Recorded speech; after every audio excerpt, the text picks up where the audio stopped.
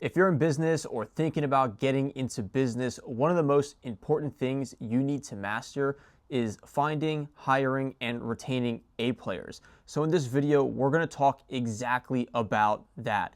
Now, if you don't understand how crucial your team is, not only to your business, but your lifestyle, I'm going to tell you a little story about my business, Elite Mobile IV. So in the beginning days of Elite Mobile IV, it was just me and a couple auxiliary personnel, but I was pretty much the full-time employee.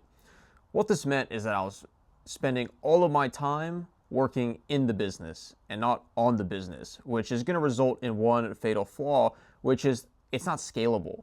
You only have so many hours in a day, and if you're out here doing the services, then you're never actually going to be able to grow the business. Furthermore, you can't teleport. So if you want to take the business elsewhere, obviously you can't do two cities at once. You have to start hiring people. And once you start hiring people, now there's going to be a lot of people in your business. You don't want to deal with the headache of managing everybody. Soon that becomes a full-time job. So now you need to have a manager. And that way you can take a lot less off of your plate. And instead of focusing of working in the business, you can focus on working on the business, which leverages and scales so much more effectively than if you try to do everything yourself. So when I was scaling Elite Mobile IV, I was running into this problem where I'm working all day, every day, and there's only so much revenue that I can physically generate using my physical efforts. But when I started to learn how to scale and use leverage, which was through my team, then Elite Mobile IV was really able to take off. So if you're in your business and you're working in your business, you need to start thinking about what are you spending your time doing and how do you get your time back. And quite frankly, one of the easiest ways to get your time back is to buy your time back. That is generally one of the best things you can do with the revenues of your business is buy your time back. For two reasons. One, you need your time to focus on higher leverage activities.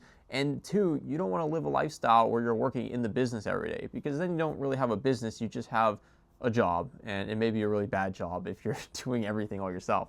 So having a team that you can trust and rely on is extremely critical. And one of the most common questions I'm asked is, Gabe, how do you find such talented, reliable people? And that's what we're going to talk about in this video. How do you find A players that can actually move the needle in your business? So the first thing you need to understand is that the world is not short on talent. There are tons of talented people out there. You just need to make it easy for them to find you. And you also need to understand what these talented people are looking for.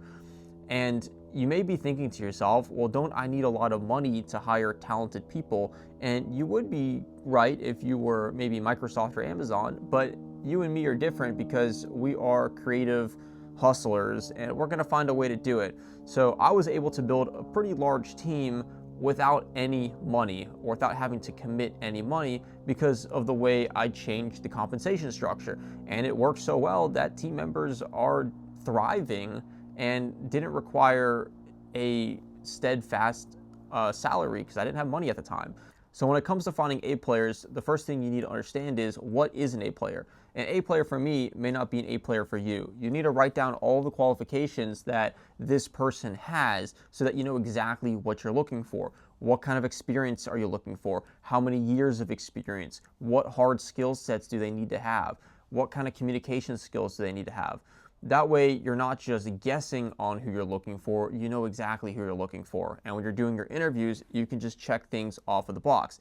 That being said, that's not going to be enough because like I said earlier, there's tons of talent out there. You really need to understand who can you trust, who is going to ride or die with you on this thing. So you need to understand what kind of characteristics you're looking for. The number one characteristic I recommend is loyalty. They need to be loyal to the company and to your cause. This is very rare, but if you ever meet somebody who is loyal to your company and your mission, hire them. Hire them, then find them a job. But it's very hard to find loyal people nowadays. We live in Rat City, so you need to find loyal people, recruit them, and then you'll find a job for them later. Once you've identified what characteristics you're looking for, what kind of skill set they need, finding exactly who you need is going to be a lot easier. The second thing you need to start doing is figuring out where do these people look for jobs.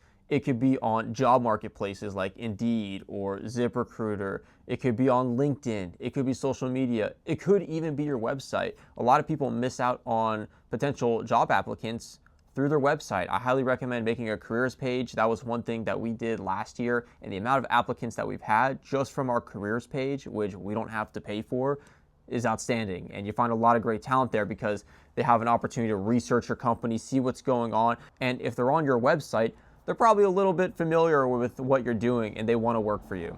One thing as a leader that you need to get good at is creating an organization and work culture that supports A players and also helps to retain them. This is going to come through your leadership style and how you carry yourself and hold everyone accountable in the organization. But the bottom line is the culture that you set for the business is going to be extremely important when it comes to recruiting people, but also retaining them. One of the highest costs to your business is not having the right people or having a high churn rate on your employees. So here's 3 recommendations on how to create a workplace that retains employees. The first one is you need to pay competitively. People don't want to work for scraps. They don't want to slave away. You need to pay more than they're worth. And this is going to be very difficult to do in the beginning of your company. So you need to create your incentive structures if you don't have money to where they're able to create that kind of wealth for themselves, or that by staying with you or by hitting key metrics, you're able to kind of boost them up. That way they can see the growth. But you have to pay competitively. One of the main reasons you need to pay competitively is because people are highly influenced by money. If you're paying below market and they get a job offer from another company, what reason do they have to stay with you? They're just going to leave. So you need to make sure that these people don't have a reason to look anywhere else, that they're completely satisfied and comfortable with their job so that they're not looking on Indeed or anywhere else for better options. Number 2 is you need to value your employees and your team, and you need to show them that. You need to show that they matter to you and that they are contributing and that they are key to this organization.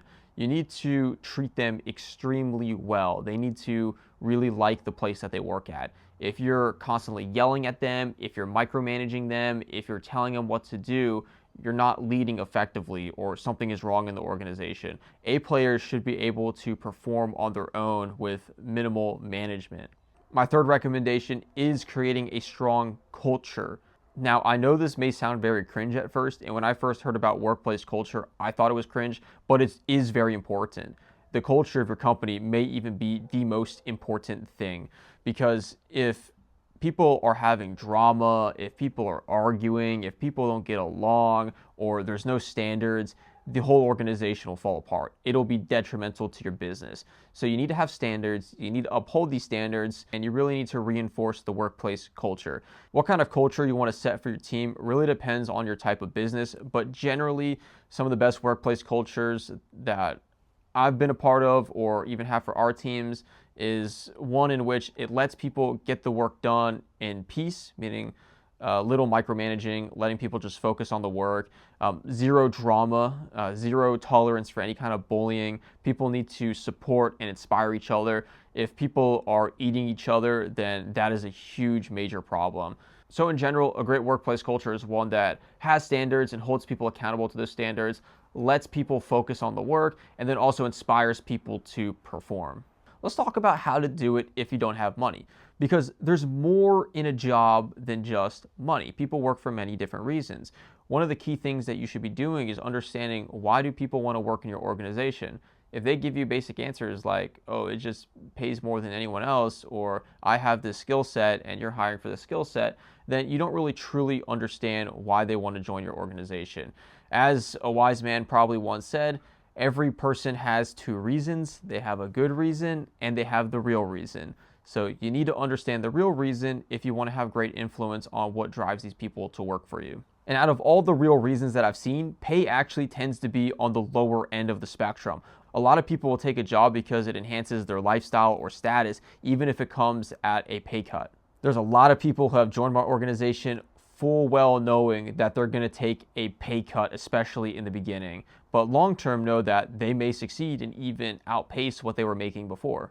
Some real reasons that I've seen is flexibility. A lot of people may want to work in your organization because it provides flexibility. They can work as needed and then spend the rest of the time taking care of their kids or their family or living the life that they want. Some people will want to work for your organization because they're going to learn new skills that otherwise they may have to pay for a course on or go to university. That would not only be a less quality way of learning, but also cost them money. Well, now they can work for you, get paid and learn how to do it, and then excel in your organization, or quite frankly, a lot of times leave and start something of their own. Flexibility and skill sets are the two real reasons that I see a lot of, but I'm sure there's many more. Lastly, before we end the video, I'm gonna give you guys a bonus tip on how you can retain A players. You need to study your A players. If you have A players on your team already, that's a great case study for you. Why did they join your organization? Why are they staying with you? What do they like about it? And what makes them an A player on your team? Once you've identified that profile, look for other people who fit that same profile and hire them. Understand who they are as a person, not just what they are on your team. What do they like? What kind of hobbies do they have? What are their interests? Get to know these people well and appeal to their interests. So in conclusion, if you want to take your business to the next level, it's going to be done through people. You can't do everything yourself. The whole fallacy of lone wolf or Rambo is just, it doesn't exist in the real world. The lone wolf gets killed, Rambo gets shot. It's not possible. You have to have a team around you that can really help you grow and build a real organization. So don't try to do everything yourself. Listen to the video, use the tips that I've given you here, apply them, and build a real business. Build a real organization that people want to be a part of and grow. And this is the #1 way to scale your business. I hope you enjoyed the video. If you did, leave me a comment below with your thoughts. I'd love to hear from all of you. Leave a like on the channel and subscribe if you want more wisdom like this. Again, my name is Gabriel Abrams. I'll see you in the next video.